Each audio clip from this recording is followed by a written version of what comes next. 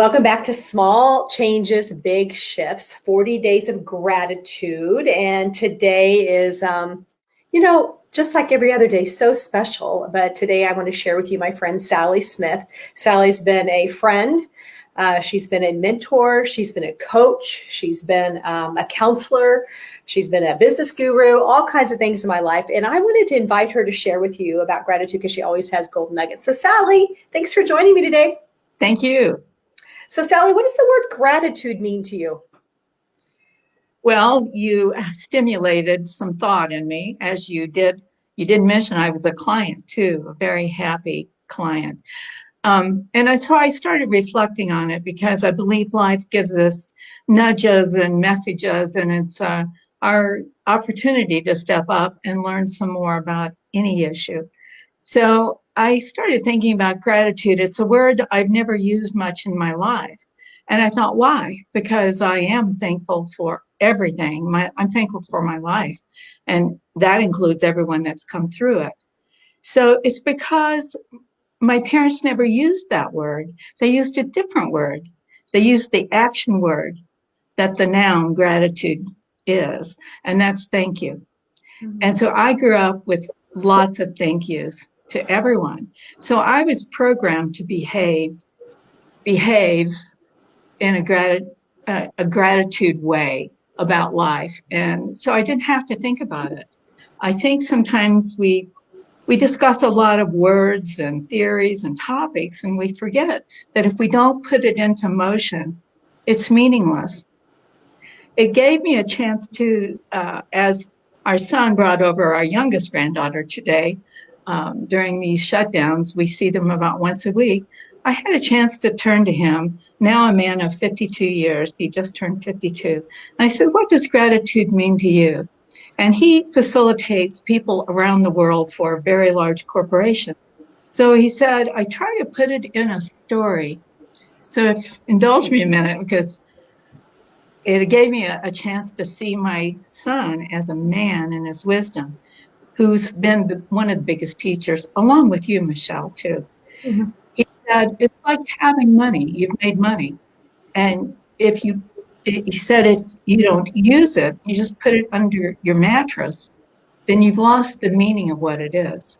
Mm-hmm. And so as one of the preparatory questions you had is there a quote or something that caught your eye during this period? One did catch my eye, and it said, there's no gratitude without an action. Mm-hmm. And so I thought about that a lot. And so to me, it's been saying thank you. So every time I do that, whether it's the sacker at the store or someone that held the door, I'm expressing my gratitude. Well, I knew without a doubt you would give us some good words of wisdom today, Sally.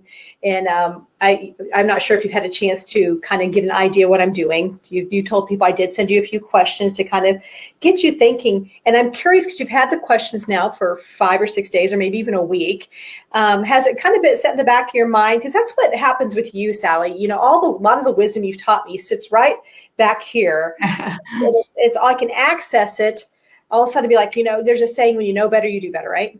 And so it's like, okay, Sally would say this to me, and I'm like, okay, you know better. How would you do that better? So thanks for thinking about gratitude. But just for our listeners that did not know that, that's what I did is I sent some questions out before and kind of just to help people not be nervous about the conversation. Not that you'd be nervous about the conversation.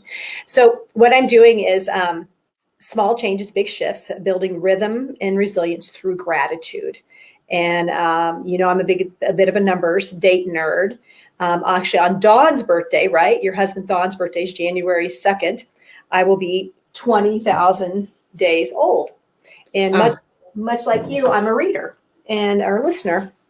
And so I'm doing kind of a 40-day countdown to my 20,000 day. And as I was reflecting on my life, which, as you age, wisdom comes, as I was reflecting on meaningful, and there's been so many meaningful people, but Sally, I'm not sure I could have done this series without you. We met, I want to say we met in like 1997 or 6. Which is it? Do you remember? Actually, I was thinking about that, and I'm sure, if not even 95. So it was shortly after I moved to Kansas City. Yeah. So I couldn't remember, it was 90 somewhere. I knew it was before 97, either early 97. Sally, I remember so many great things about our time together. I still have the story. I still have the box you made me. I also know where I was at on 911. I was with you and some other leaders. And so, just so much greatness came out of our time together. You probably know more about me than about anybody on the planet. I would say that's to be probably pretty true. We have a lot of great conversations. So today I'm actually grateful for you, and I'm grateful for the role you've played in my life. And we stayed in touch even though you've moved to Denver. I did not get to Denver to speak this year, and so I didn't get a chance to see you, but I wanted to celebrate you today, and you've just had so much wisdom. When you think about, you said it actually, your parents helped you live, thank you, and helped you live I'd call that kind of a state of grace. Can you share a story of gratitude that you, maybe in your life that happened maybe through one of your clients or through one of your one of your jobs? You just have had such an interesting journey. I can, and I hope I don't embarrass you. But I actually swim in the swimming pool 3 times a week now that water volleyball shut down, and we're allowed 3 people. So I'm floating around this morning, and I was talking about someone I love very much going to connect with me today. And I said, she was this young, aspiring doctor just out of school. And I walked into her office. I had a health need. Another doctor said, I think she can help you.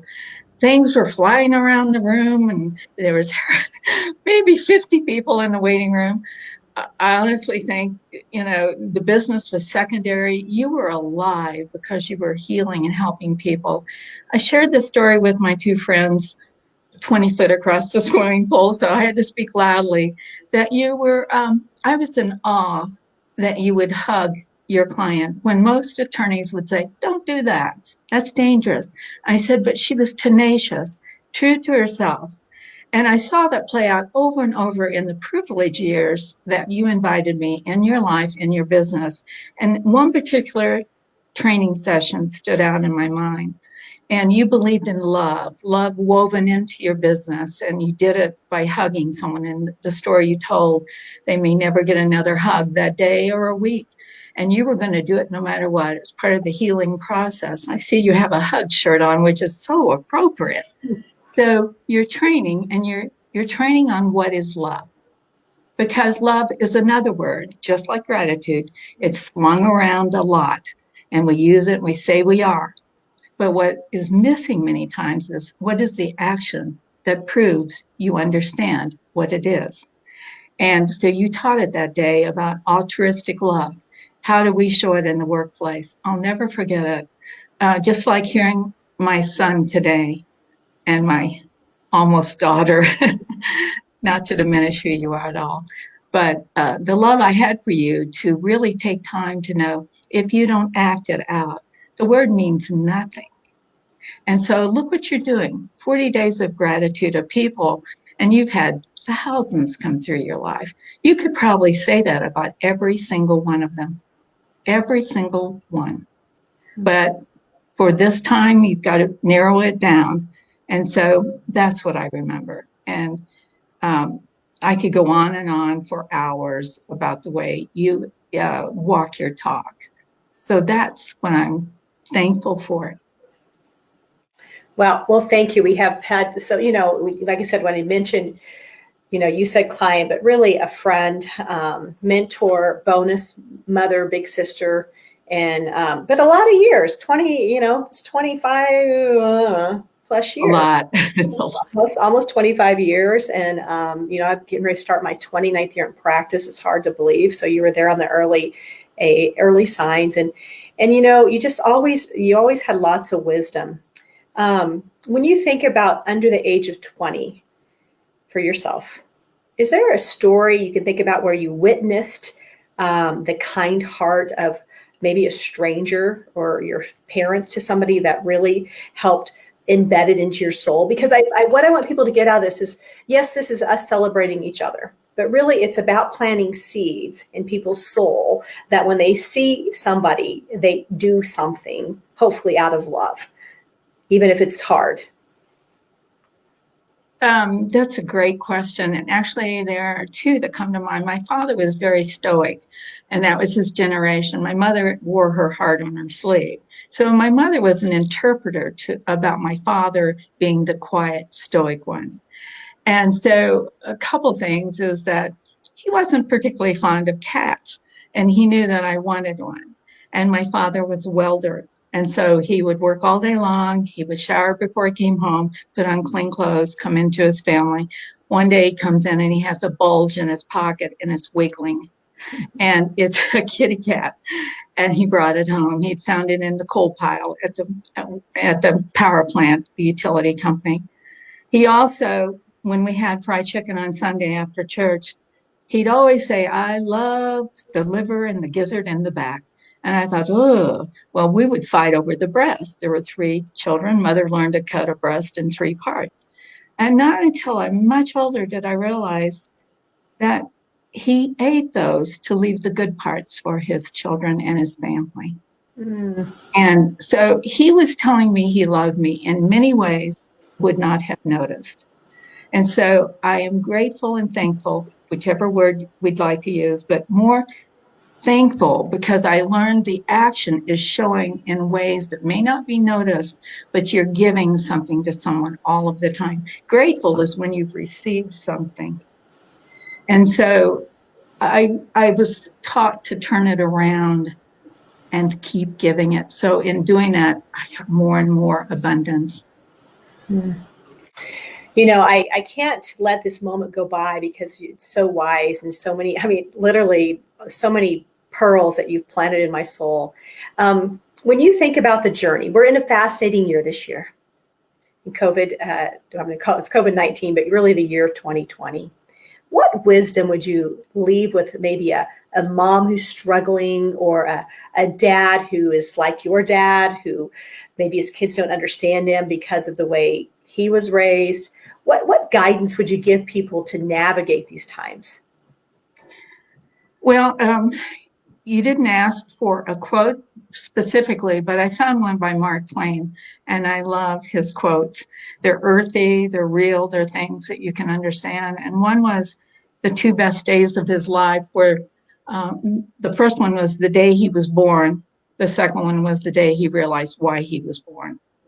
And so I would say to anyone, your gifts come in strange packages. Sometimes the wrapping is black, sometimes it's shiny and sparkly and gold, but they're all gifts if you get the right mindset.